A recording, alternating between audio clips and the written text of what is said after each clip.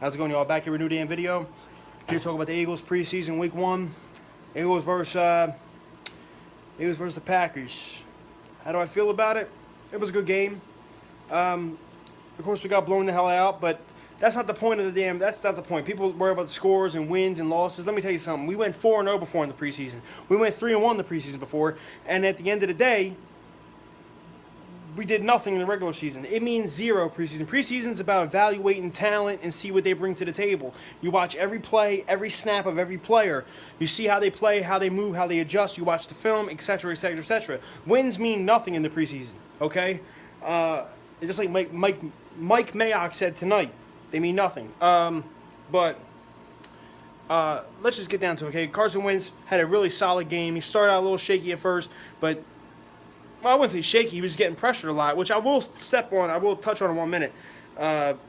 Okay, Carson Wentz comes out, throws a pass. I think it was a bootleg right to Jordan Matthews, which, funny thing is, the sideline reporter, Dave Spadaro, he actually said the play before it even happened.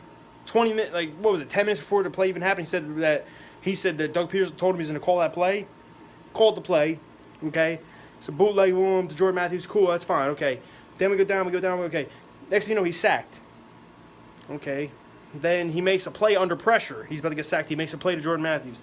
Then he's under pressure again and throws, he got under pressure off Clay Matthews, threw a damn dart, boom, 15 yards. And Matt Collins, my boy, I'm telling you right now, I love this guy. This guy reminds me of Mike Williams in terms of height, size, measurables, and how he catches.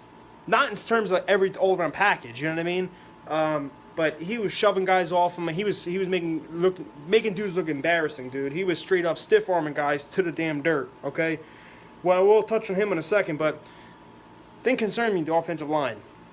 Yeah, it's only one preseason game. I know they're still adjusting. They haven't got hit in a while. Their actual line hasn't got hit in the actual game or anything like that. You understand what I'm saying? So it's been a minute. It's been a couple months. But the run game was not good.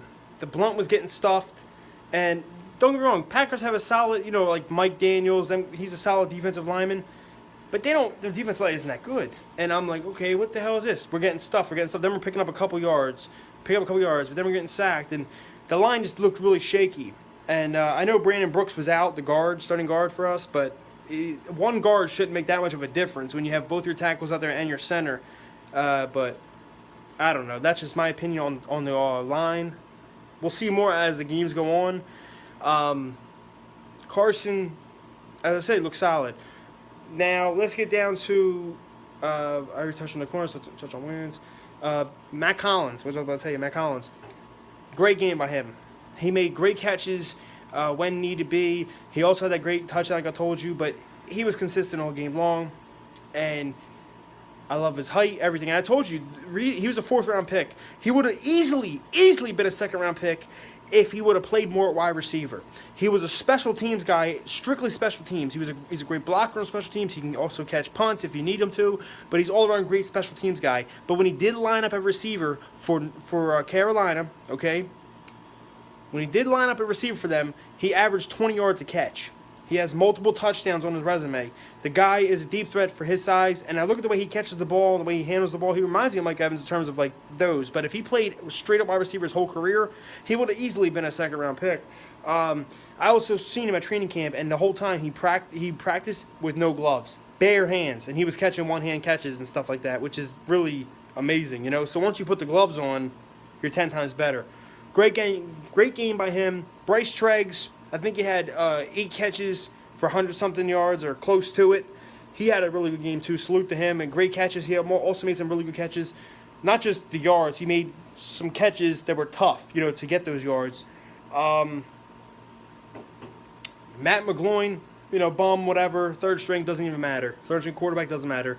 The corners, once again, were terrible. Patrick Robinson actually had a solid game, which I'm surprised. I bashed him on the Bitterbird show. We all did. He had a solid game, and C.J. Smith didn't play so well. Guy got burnt a lot. I'm watching it going, wow. I'm watching it going, oh, my God, don't tell me. But the corners didn't play too well. The secondary didn't play too well. But the D-line did. I will give a shout out to Derek Barnett, rookie. He balled out. I think he had, 4 tackles, 2 sacks, and 6 hurries.